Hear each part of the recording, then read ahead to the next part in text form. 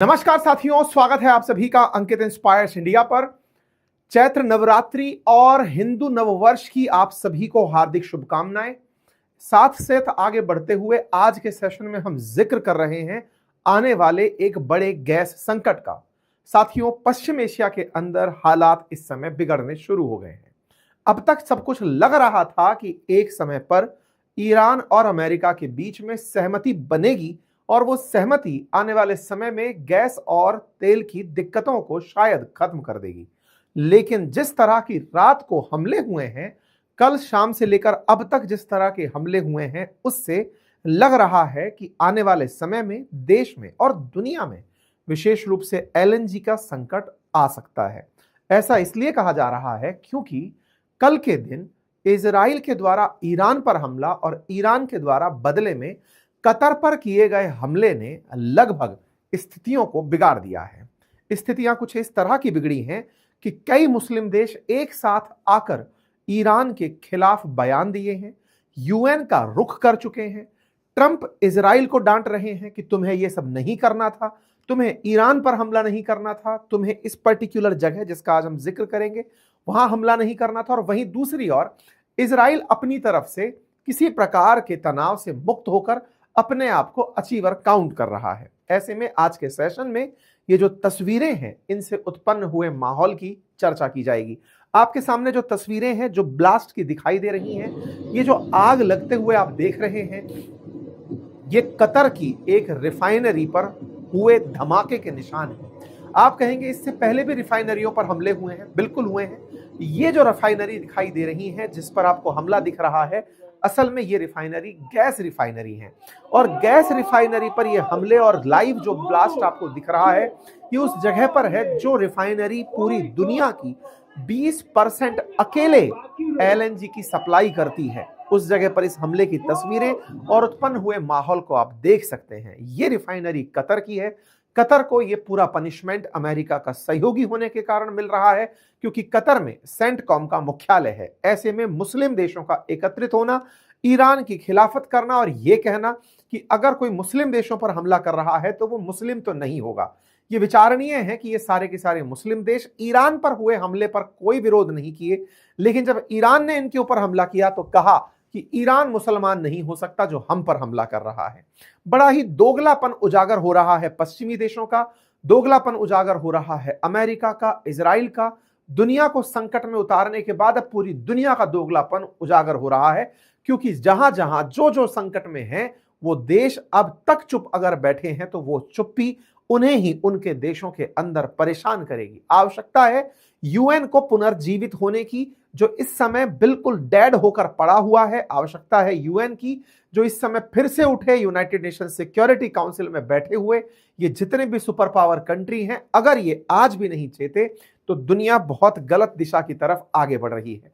Iran अब जो कर रहा है वो उसकी सर्वाइवल की लड़ाई के रूप में बदल चुका है क्योंकि ईरान के साथ इजराइल ने एक्सट्रीम कर दिया है और वो जो एक्सट्रीम है उसके चलते ईरान, जिसको कहते हैं कि अब जब हमारा सब कुछ ही लुट चुका है तो अब हम औरों का भी बर्बाद करेंगे, उस मोड में शिफ्ट हो रहा है।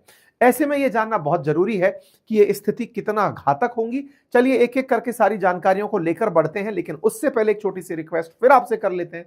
यदि आपने हमारे चैनल को सब्सक्राइब नहीं किया है, आप जिस भी मोबाइल या लैपटॉप में देख रहे हैं, सब्सक्राइब का एक बटन है, उसे जाकर के क्लिक कर दें। ऐसा इसलिए कहा जा रहा है कि हमारे लगातार सुनने वालों में लगभग 43% हमारे ऑडियंस ऐसे हैं जिन्होंने हमें सब्सक्राइब नहीं किया हुआ है। आप इसे सब्सक्राइब कर लें सो दैट आप तक हमारी बातें लगातार पहुंचती रहें। साथियों, अमेरिका, इजराइल और ईरान का जंग का आज 20वां दिन चल रहा है और ऐसे में कतर ने गुरुवार को बड़ी कार्रवाई करते हुए कुछ ईरानी मिलिट्री और सिक्योरिटी अधिकारियों को अवांछित पर्सन नॉन ग्रांटा बताते हुए निकाल दिया है।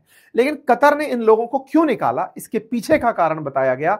इनकी रास लफान रिफाइनरी पर हुआ ईरान का हमला। आपको याद होगा कल ही के दिन हमने इसी चैनल पर एक सेशन किया था जिसमें आपको बताया था कि खमेनी के बाद में सबसे ताकतवर व्यक्ति खत्म हो गया है। खत्म हुए थे लारिजानी। कल के सेशन में जिक्र था इनके मारे जाने का।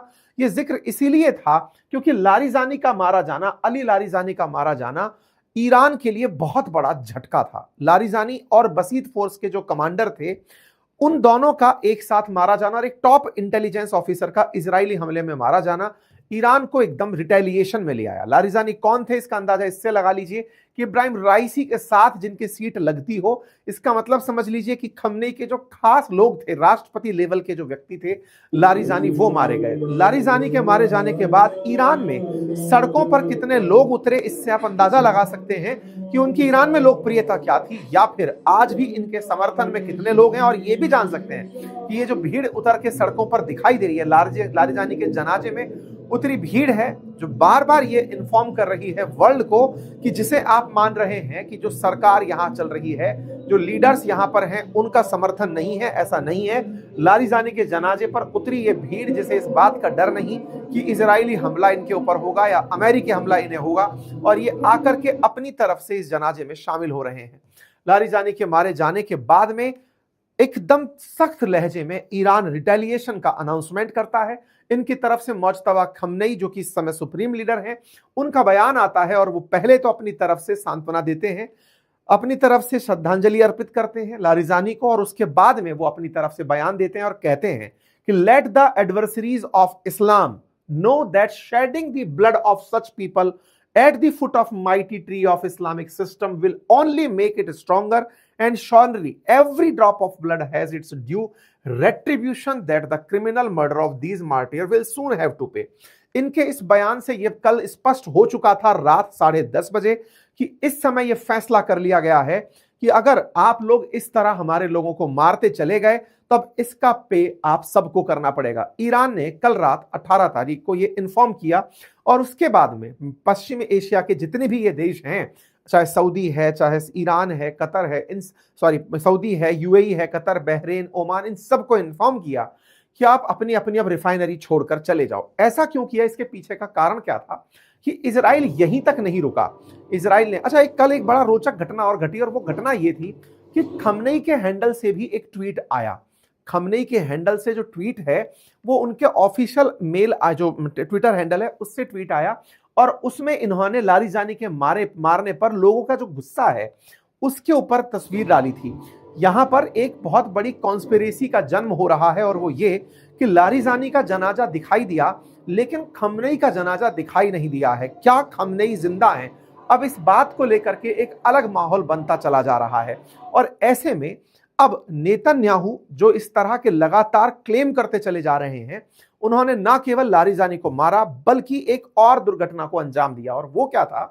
असल में ईरान की एक ऑयल रिफाइनरी है, गैस रिफाइनरी है, या ये कहिए कि एक आइलैंड है जिस पर ईरान गैस बाहर निकालता है, और जिस जगह से गैस बाहर निकालता है वहां पर इजराइल ने कल हमला कर दिया। हुआ ये कि यहां पर आपको एक जगह दिखा रहा हूं जिसका नाम है साउथ पार्स गैस फील्ड। आप इसे एक बार के लिए मैप पर समझने का प्रयास करें। ये फारस की खाड़ी, पर्शियन गल्फ है। पर्शियन गल्फ के मध्य में आप एक बॉम्ब का इस निशान देख रहे हैं। ये जो जगह आप लोग देख रहे हैं पर्शियन गल्फ के भीतर, ये जगह दिखने में तो शायद दिखाई दे ही नहीं रही कि यहां पर कोई आइलैंड है। असल में यहां पर लगभग 9000 किलोमीटर के आसपास का एक ऐसा एरिया है जहां से गैस निकलती है प्रचुर मात्रा में।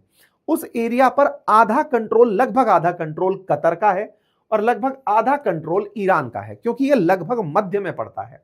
तो लगभग मध्य में इस जगह पर साउथ की तरफ जो एरिया है, जो कंट्रोल में है ईरान के, उस जगह पर हमला हो जाता है। ये जो हमला होता है ये साउथ पार्स नामक जगह पर होता है। अगर आप इसे यहां पर नोटिस करें तो आप समझ पाएंगे कि इनका जो ये हमला है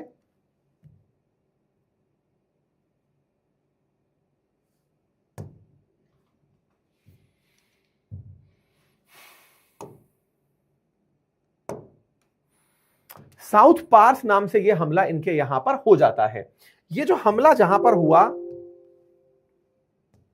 ये हमला जहां पर हुआ साउथ पास गैस फील्ड, ये ईरान के लिए बहुत जरूरी गैस फील्ड हुआ करता था।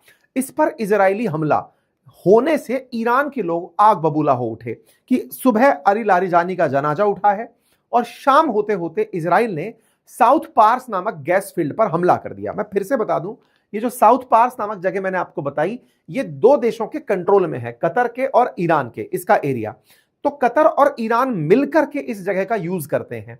अब जब ईरान के हिस्से पर हमला हुआ तो इस हमले के बाद में बहुत ज्यादा तरीके से ईरान भड़क गया।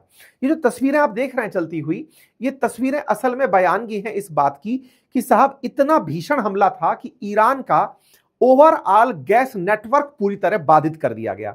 मतलब समझिए कि यहां से ईरान को जाने वाली जो भी गैस थी वो सप्लाई बाधित हो गई। पहले तेहरान में ऑयल रिफाइनरी पर हमला हुआ था, फिर इस पर हमला कर दिया। तो अब इजराइल क्या कर रहा है, एक एक करके ईरान के रिफाइनरी, चाहे ऑयल रिफाइनरी हो, गैस रिफाइनरी हो, उन्हें टारगेट करता चला जा रहा है। तस्वीर की भीषणता से आप इसका अंदाजा लगा सकते हैं। ये जो साउथ पीस गैस फील्ड है ना, इस गैस फील्ड की खबर 1971 में निकल कर आई थी। इस इलाके में 1800 ट्रिलियन क्यूबिक फिट गैस है। कहते हैं कि दुनिया में जितनी गैस उपलब्ध है उसकी 8% अकेले इस साउथ पार्स नामक जगह पर है। इस गैस फील्ड से ही दुनिया की गैस की जरूरतों की पूर्ति अगर करनी हो तो इतनी गैस यहां पर है कि अगले 13 साल तक अकेला यह जगह गैस की पूर्ति कर सकता है। 13 ईयर पूरे वर्ल्ड को एक साथ गैस की सप्लाई करने का अगर ऑर्डर दिया जाए तो यहां से हो सकता है। और जहां तक बात हो इसी साउथ पार्स की, इस साउथ पार्स का जो नॉर्थ की तरफ वाला हिस्सा है उसे कतर ऑपरेट करता है और उसे नॉर्थ डोम के नाम से जाना जाता है। मतलब एक हिस्सा है जिसका ऊपरी हिस्सा समझ लीजिए जो कि ईरान के पास है, उस ईरान के पास वाले हिस्से का कंट्रोल साउथ पार्स के नाम से है, और एक हिस्सा है जो कि निचले की तरफ है, उसे नॉर्थ पार्स के नाम से जाना जाता है, नॉर्थ फील्ड के नाम से। नॉर्थ फील्ड पर कतर का कब्जा है और कतर यहां से दुनिया को गैस सप्लाई करता है। आप इस तरह से समझिए कि कतर का जो एलएनजी भंडार है, लिक्विफाइड नेचुरल गैस का, वो यहीं से सप्लाई होता है। मैक्सिमम जो समझिए कि दुनिया की जो एलएनजी सप्लाई का 20% हिस्सा है वो इस नॉर्थ फील्ड से निर्यात होता है।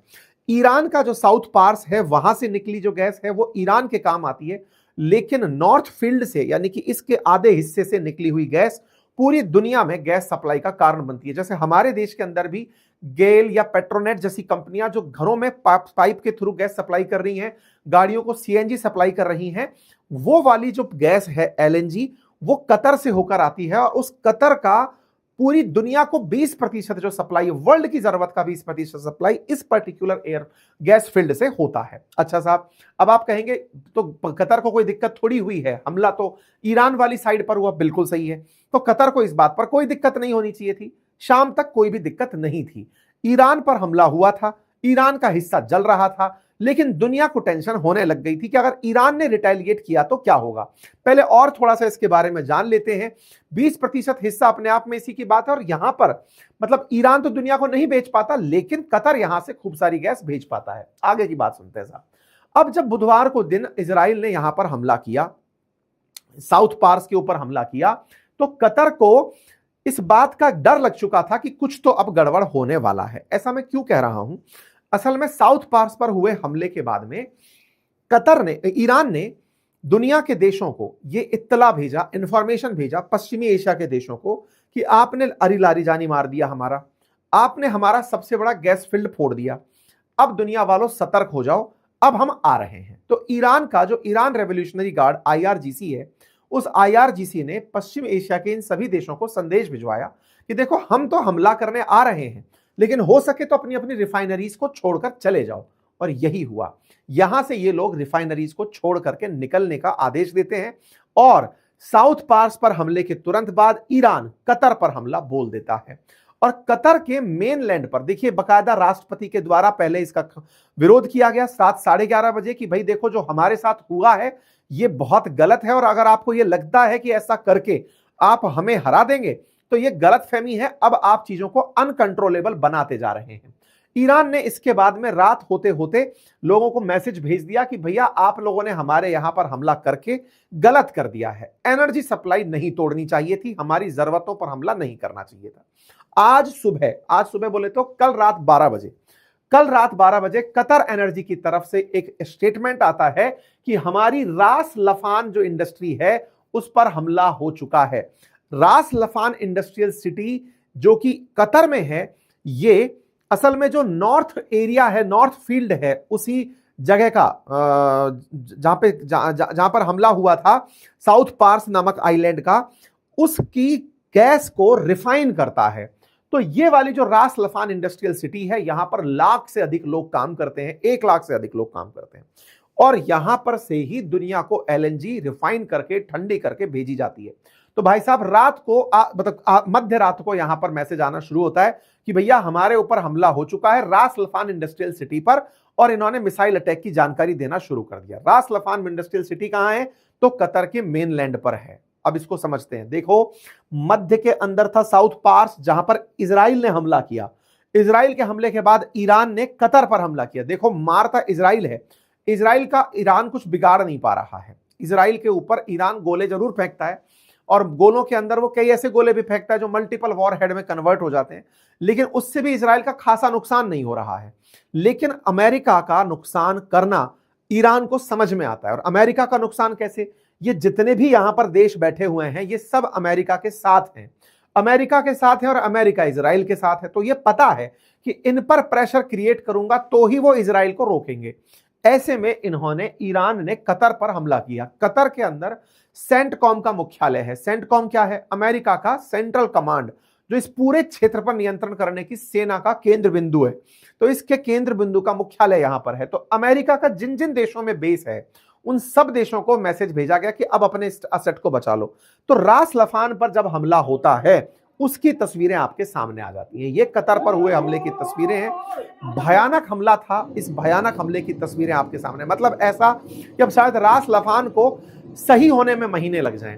रास लफान रिफाइनरी अपने आप में बहुत महत्वपूर्ण थी, स्ट्रेटेजिकली पूरे वर्ल्ड के लिए जरूरी थी, क्योंकि एलएनजी का एकमात्र 20% इकलौता सोर्स थी। पहले हॉर्मुज के बंद होने से दिक्कत थी, कम से कम रिफाइन होकर के चीजें रखी जा रही थी, लेकिन अब हॉर्मुज तो बंद है ही है, रास लफान पर भी हमला हो चुका है। इससे आप अंदाजा लगा सकते हैं 20% ग्लोबल एलएनजी सप्लाई अब यहां से इंपैक्ट होगी, और ये अपने आप में बहुत बड़ी चीज है। अब इसको ना एक तरह से समझिए कि इजराइल ने ईरान पर हमला किया, ईरान ने कतर पर हमला किया, पनिशमेंट पूरे वर्ल्ड को मिला। इस पर ट्रंप का क्या कहना है, बड़ा सवाल है। और साथ ही साथ कतर का क्या कहना है जब हमला हो गया। कतर ने एज यूजुअल इसका विरोध किया कि ये कैसे कर सकते हो। बाय द वे मैं आपको बता दूं, अभी शायद आप इन देशों को इतना गंभीरता से ना ले रहे हो। ये कतर जैसे देश वो देश हैं जिन्हें अपने पैसे से इतना ज्यादा इन्फ्लुएंस करने की ताकत है कि एक बार इजराइल ने हमास के एक आतंकी को कतर के अंदर निशाना बना दिया था। जब निशाना बनाया तो कतर ने गुस्से में सारे मुस्लिम देश इकट्ठे किए, पिछले साल सितंबर की बात है, और उन्हें अमेरिका के सामने बिठा दिया, ट्रंप के सामने ले जाकर बिठा दिया। ट्रंप ने 1 अक्टूबर 2025 को नेतन्याहू से कतर के जो किंग हैं उनको फोन कराकर, आमिर को फोन कराकर माफी मंगवाई कि माफी मांगो कि आगे से ऐसा हमला नहीं होगा। इस बार इजराइल ने स्पिन बॉल फेंकी, इसने मारा ईरान को और ईरान ने मारा कतर को, मतलब बदला पूरा कर लिया कि कतर वालों तुम्हें लगता था कि तुम हमसे सॉरी बुलवा लोगे, लो बेटा तुम्हारी सॉरी की कीमत इतनी बड़ी चुकाओगे कि तुम्हें समझ ही नहीं आएगा मार कौन रहा है। तुम्हें लग रहा है ईरान मार रहा है, ईरान को हमने मारा है तो वो तुम्हें मार रहा है। तो कुल मिलाकर के कतर पर हमला असल में ये इजरायली हमला था। और इजराइल का जो ये हमला है ना, दुनिया अब समझने लग रही है, अमेरिका वाले लोग भी इसको समझने लग रहे हैं कि खेल केवल इजराइल रहा है, अमेरिका जबरदस्ती बदनाम हो रहा है। क्योंकि अब मिडिल ईस्ट के जो देश है ना, जबरदस्ती तो बदनाम नहीं हो रहा है, खैर अमेरिका की हरकतें ही खराब हैं, लेकिन हाँ इतना ज्यादा जो पे कर रहा है वो इजराइल नहीं कर रहा है, अब पे कर रहा है पूरा पूरा अमेरिका। लगभग अमेरिका के जो रक्षा विभाग है उसने $200 बिलियन मांगे हैं बजट में कि साहब दे दो, इस युद्ध से हमारे साथ दिक्कतें होने वाली हैं। आप इससे समझिए कि इससे मुसीबतें अमेरिका के लिए खड़ी हो रही हैं। खैर, इससे वैश्विक बाजार पर क्या असर पड़ेगा? रास लफाइन के ऊपर जब हमला हुआ है तो निश्चित ही गेल का नुकसान होगा, तो गेल के शेयरों में प्राइस गिरा है, क्योंकि टेक्निकली अब हमारे देश के अंदर जो एलएनजी की सप्लाई है वो यहां से बाधित होगी। इसीलिए मैं आपके सामने कह रहा हूं, क्योंकि जो रास लफान है ना, यहां पर एलएनजी सप्लाई के लिए जो नॉर्थ फील्ड था, उस नॉर्थ फील्ड जो साउथ पार्स के पास वाला जो आधा हिस्सा कतर की निकालने का जो क्षेत्र था, वहां से लाई हुई एलएनजी यहां पर रिफाइन होती थी। तो इस जगह से रास लफान पूरी दुनिया को बाधित कर गया, इस तरह से समझिए।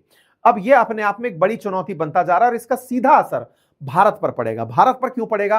क्योंकि भारत अपनी कुल एलएनजी की जरूरत का 40 से 50% कतर से मंगाता है। कतर से जो मंगाता है ना, अब रास लफान बंद हो गया तो सीधा सीधा गैस सप्लाई पर जोर आएगा, जिसके चलते गैस आपूर्ति बाधित होना शुरू होगी और बहुत सारे इंडस्ट्रीज और इन सब चीजों पर दिक्कत आएगी। देखो, ऑलरेडी एलपीजी सिलेंडर्स की दिक्कत अब व्यापक रूप से दिखने लगी है।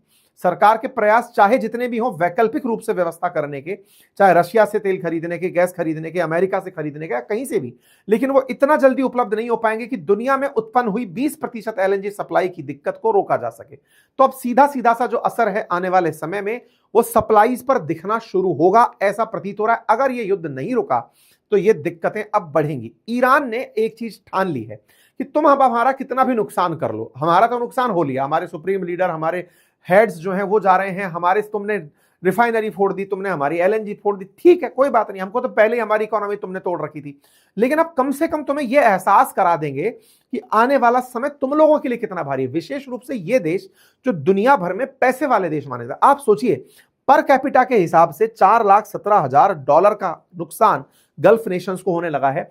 इजराइल को नुकसान, कतर को नुकसान, यूएई को नुकसान। इतना ही नहीं, यह हमला केवल कतर पर नहीं था, ईरान की भी रिफाइनरी पर कल हमला, यूएई की रिफाइनरी पर भी कल हमला हुआ। ईरान के द्वारा यहां पर भी मिसाइल रिफाइनरी पर हमला किया गया, सऊदी अरेबिया पर हमला, कुवैत पर, ओमान, जॉर्डन, सब जगह ईरान के हमले कल को कल हुए।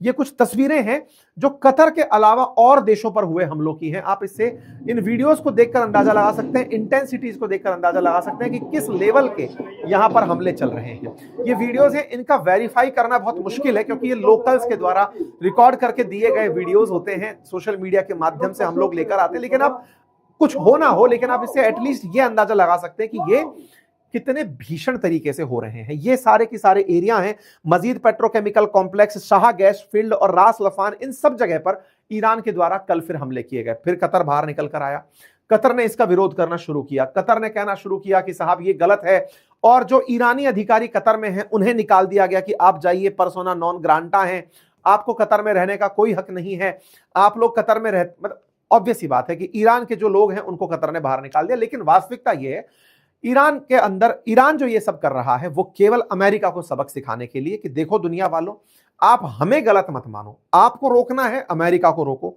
रोकना है इजराइल को रोको। आपने कहा न्यूक्लियर बम बना रहे हैं, हमने न्यूक्लियर बम कोई नहीं बनाया, बनाया होता तो तीसरे हफ्ते में युद्ध चला गया, अब तक तो फोड़ फाड़ के खेल खत्म करके निकल लिए होते। आपने कहा कि खमनेई दिक्कत है, खमनेई चले गए, उसके बाद भी युद्ध जारी है। आपने कहा कि दुनिया वालों, ईरान में खमनेई हटते ही ईरान की जनता खुद सड़कों पर आ जाएगी और वहां पर एक रेवोल्यूशन होगा और सत्ता परिवर्तन होगा, ईरान में नई सरकार बन जाएगी। कुछ नहीं हुआ। जब नहीं हुआ तो समझ लो ईरान अपने मूल्यों से बंधा हुआ ऐसे ही चलना चाहता है। जब चलना चाहता है, फिर भी आप अगर परिवर्तन करना चाहते हो तो ईरान अब बदला लेगा, कम से कम उस समय तक जब तक हम शहीद नहीं हो जाते। ये कह करके इन लोगों ने टारगेट करना शुरू किया। तो इस बात पर फिर सऊदी की तरफ से रिप्लाई आया कि ईरान कोई इस्लामिक देश नहीं है, अगर कोई इस्लामिक देश पर हमला कर रहा है तो इस्लामिक देश नहीं है। और होना भी कारण क्या था, इनका विरोध होने का कारण क्या था? कारण यह था कि साहब सऊदी के साथ, क्योंकि सऊदी जो है ना वो सुन्नी मुसलमानों का प्रतिनिधित्व करता है और दुनिया में मेजर जो है वो सुन्नी मुसलमान हैं, तो सुन्नियों के जितने भी प्रमुख देश हैं, कुवैत, कतर, यूएई, बहरीन, ये सब मिलकर के विरोध करने उतर आते हैं कि साहब गलत हो रहा है। विरोध तो करने आ गए, लेकिन हिम्मत किसी में ये नहीं है कहने की कि हम ईरान पर हमला कर देंगे। ईरान, सोच देखिए, अमेरिका भी बैठकर चाह यही रहा है कि पश्चिम एशिया के ये जो देश है ना, सुन्नी कंट्री, बस ये एक बार हमला करने निकल जाएं। इजराइल भी यही कह रहा है कि मैं उस दिन तक इनको मारूंगा जब ये मारते मारते इनको मारेंगे, या आपस में, मतलब पूरी तरह पश्चिम एशिया के अंदर से, ये दुबई हो, दोहा हो, सऊदी के जो शहर हो, आबू धाबी हो, इनका क्रेज खत्म कर देंगे ये लोग। मतलब इतना क्रेज खत्म कर देंगे कि इनको बहुत कमा लिया इन लोगों ने, बर्बाद कर दो इनको।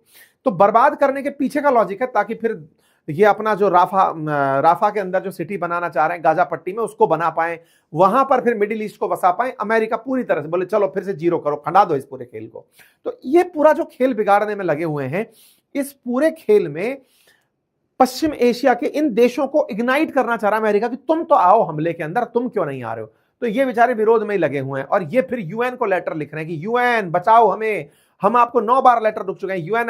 यूनाइटेड नेशन सिक्योरिटी काउंसिल को 9 बार पत्र लिखा जा चुका है इन देशों द्वारा कि कुछ तो करो, रोको तो सही। तो रोकने के नाम पर निकल करके आए भाई साहब आपके ये ट्रंप, तो खैर गायब ही थे, ट्रंप का तो क्या ही कहना, इमानुएल मैक्रोन निकल करके आए और उन्होंने रास लफान पर जो हमला हुआ उसका विरोध किया कि अरे भाई गलत कर दिया ईरान ने। इस पर भाई साहब ईरान वालों ने उनको लपेट लिया कि यार तुमको दिखाई नहीं दिया, हमारे साउथ पार्स पर हमला हुआ, हमारे तेहरान रिफाइनरी पर हमला हुआ, तब तुम्हारे मुंह से कुछ नहीं निकला, और हमने जब बदला यहां पर लिया तो तुम कह रहे हो ये गलत हुआ। सबको पता है कौन किस साइड खड़ा है, आ जाओ हम सबसे निपटने के लिए तैयार हैं। ऐसे में जो ट्रंप हैं, ट्रंप जो इन मुस्लिम देशों के साथ खड़े थे, इन्हें अकेला छोड़ करके बयान क्या दिए वो बड़ा हास्यास्पद था। इन्होंने कहा कि इजराइल के द्वारा साउथ पार्स पर यानी ईरान की रिफाइनरी पर हमला होगा, ये हमें पता ही नहीं था। एक बार के लिए माथा पकड़ लोगे आप कि बोले हैं ट्रंप क्या बयान दे रहे हो। ट्रंप कह रहा है कि ईरान की इस साउथ पार्स रिफाइनरी पर हमला होगा। बोले सर कतर के बारे में कह रहे हो कि ईरान के? बोले ईरान के बारे में तुम्हें नहीं पता था? बोले नहीं, इजराइल ने हमें बताया ही नहीं। भाई साहब आपका क्यों? अब ये देखो अमेरिका कहां बच रहा है कि कतर फिर जवाब मांगेगा कि लो जी हम पिट गए अब हमको बचाओ। अमेरिका बचाने की स्थिति में नहीं है। अमेरिका जान चुका है कि अब ज्यादा दिक्कत करी, क्योंकि अमेरिका के अंदर भी कुछ ऐसे संदिग्ध ड्रोन उड़ते देखे गए कि वहां पर जो उनके रक्षा मंत्री हैं मार्को रूबियो, पीटर हेगसेथ, उनके घरों से परिवर्तन कराने की बात आ रही कि उनको सुरक्षित स्थानों पर भेजो, हो सकता है वहां पर कोई ड्रोन हमला हो जाए। तो चर्चाएं चल रही हैं इस तरह की। अब क्या हो रहा है, तो इधर जो ट्रंप महोदय हैं जो इन दुनिया के देशों से, इन सुन्नी देशों से जहाज ले जाते हैं, कभी करोड़ों रुपए ले जाते हैं, ये बयान में ये कह जाते हैं कि मुझे तो पता ही नहीं था ये क्या हो रहा है। ट्रंप ने अपनी तरफ से बयान दिया कि Iran did not know this or any, मतलब कि अब सुनिए, Israel out of anger for what has taken place in Middle East has violently lashed out at major facility known as South Pars gas field in Iran. मतलब इसने यहां पर हमला कर दिया। ये इजराइल का गुस्से में किया हमला हो सकता है, but United States knew nothing about this particular attack. हमें कुछ नहीं पता था। Country of Qatar was in no way shape or form involve in it. Qatar तो इसमें इन्वॉल्व ही नहीं था, बेचारे को कूट दिया। Unfortunately Iran did not know this or any other pertinent fact pertaining of the South Pars attack. मतलब इनने कुल मिलाकर के ईरान के ऊपर भी दया करी। हो सकता है ईरान को भी ना पता हो कि वो यहां पर हमला कर रहा है। भाई साहब इनका इनोसेंस देख करके लोगों को हंसी आ गई कि साहब आप कम से कम चुप रहो, आप ये मत बोलो कि आपको नहीं पता था। अब ये बात कैसे आती है, देखो इजराइल इतना बड़ा अगर कोई एक्शन लेगा जिसका रिटेलिएशन इतना भारी हो सकता है तो वो इनको जरूर बताया होगा। ये मैं नहीं कह रहा, असल में पहले भी ऐसा ही हुआ था। इजराइल ने जब कतर के अंदर बैठे हुए एक हमास के आतंकी को निशान बनाया था ना 9 सितंबर को, तब भी ट्रंप अपना अनभिज्ञता जाहिर किए थे कि अरे तुम ऐसा कैसे कर सकते हो। बाद में ये सारे लोग सितंबर में मुस्लिम देश पहुंच गए थे अमेरिका के पास सितंबर 24 को, तब ट्रंप ने इनको माफी बुलवाई थी कि नेतन्याहू माफी बोलो इसके कतर के आमिर से, तो ये माफी बोल दिए थे। ये तस्वीर बहुत वायरल तस्वीर निकल कर आई थी, लेकिन उस समय पर भी इजराइल से यही कहा गया था कि उसको बेचारे को पता नहीं था। अब फिर से अमेरिका के राजदूत बोल रहे हैं, कई पूर्व अमेरिका के राजदूत, कि संभव ही नहीं है कि इजराइल इतना बड़ा फैसला करने से पहले ट्रंप को इन्फॉर्म ना करे। ट्रंप की झूठ बोलने की आदत है, फिर से वो झूठ बोल रहे हैं। कुल मिलाकर ट्रंप का झूठ अब उजागर हो चुका है।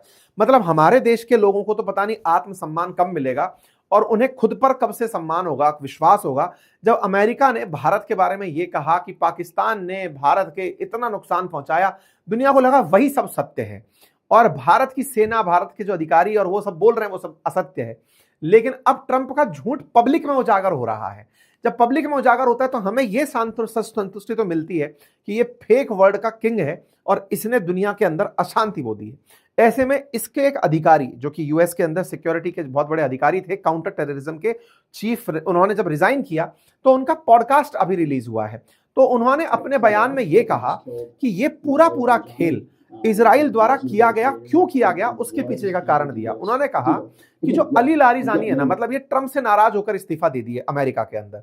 इन्होंने अपने एक इंटरव्यू में कहा, और कार्ल टर्कसन को जो इंटरव्यू था, उनको जब इंटरव्यू दिया तो इन्होंने कहा, टकर कार्लसन को, उसमें इन्होंने अपनी तरफ से कहा कि देखो क्या है कि इजराइल है ना, वो ये नहीं चाहता कि ईरान और अमेरिका शांति वार्ता कर लें।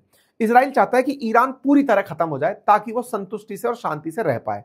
तो बोले इजराइल को यह पसंद नहीं था कि अली लारिजानी जो कि अमेरिका के साथ पीस डील में लगे हुए थे इन दिनों, जब से खमनेई गए हैं, तो बोले लारिजानी हेड कर रहे थे और लारिजानी अमेरिका के साथ बातचीत में थे कि पीस डील कैसे नेगोशिएट की जा सकती है। बोले इजराइल को यह पसंद नहीं था, इसलिए उन्होंने लारिजानी को मरवा दिया। बोले इनको मरवाने के पीछे इजराइल का खुद का कॉल था और बोले वो मारा। इससे क्या हुआ कि अमेरिका को नुकसान हो रहा है, ये अमेरिका को अब पता चल रहा है। बोले खींच करके असल में इजरायली लोग अमेरिका को लेकर गए हैं। ये बात पता चलती है इनके तुलसी गवाड़ जो खुफिया एजेंसी की प्रमुख हैं उनके बयान से भी। उन्होंने भी एक बयान दिया कि ईरान ने, जब पिछली बार अमेरिका ने हमला किया था ना ईरान पर 2025 में, जब न्यूक्लियर फैसिलिटी को नुकसान पहुंचाया था, बोले तब से ईरान ने न्यूक्लियर एनरिचमेंट प्रोग्राम में कोई बड़ी तरक्की नहीं करी, उन्होंने वो कार्यक्रम वहीं रोक दिया। बोले अब ऐसे में केवल इस वजह से निशाना बनाया जा रहा, तो बोले ये केवल इजरायली मकसद है। अब पता यह चल रहा है कि अमेरिका के ट्रंप को केवल इजरायली लॉबिस्टों के द्वारा जो इजरायली यहूदी वहां पर पैसे वाले हैं, उनके द्वारा युद्ध को भड़काने के लिए अमेरिका का साथ लिया जाता है।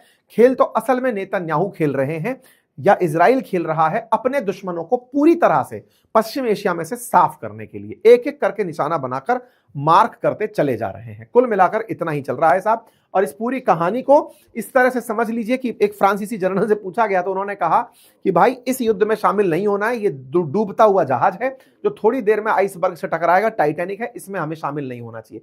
मैक्रोन ने अपनी तरफ से बातचीत करी अमीर ऑफ कतर के साथ और प्रेसिडेंट ट्रंप के साथ कि भाई ये जो हो रहा है गलत है, सिविलियन पॉपुलेशन को निशाना नहीं बनाया जाना चाहिए। इस पर उठ करके सैयद अब्बास अरागची जो कि विदेश मंत्री हैं ईरान के, उन्होंने कहा कि वाह मैक्रोन वाह, आपको कतर पर हुआ हमला दिख रहा है और हमारे ऊपर हुए हमले नहीं दिख रहे हैं, बहुत बढ़िया। खैर दुनिया है जो सब देख रही है, बाकी देख तो आप भी रहे हैं, आपको क्या लगता है जरूर बताइएगा। चैनल पर नए हैं तो सब्सक्राइब कर लीजिए। फिलहाल के लिए यही है अपडेट, बाकी जो अभी अपडेट होंगे आप सभी को दे दिए जाएंगे। मेरे तमाम साथियों से फिर से रिक्वेस्ट है कि जो पिछले 2 दिनों में हमने वेबिनार अटेंड करने के लिए आप लोगों को लिंक दिए थे, वो लिंक चूंकि फुल हो चुके हैं, हमारी कम्युनिटी ओवर लोड हो चुकी है। आप परेशान ना हो, आपके द्वारा लगातार कॉल सेंटर्स पर कॉल आ रहे हैं कम्युनिटी ज्वाइन करने के, कमेंट्स बॉक्स में मैसेजेस में आ रहे हैं, ईमेल्स आ रही हैं। आपके लिए मैं फिर एक वेबिनार लेकर आऊंगा।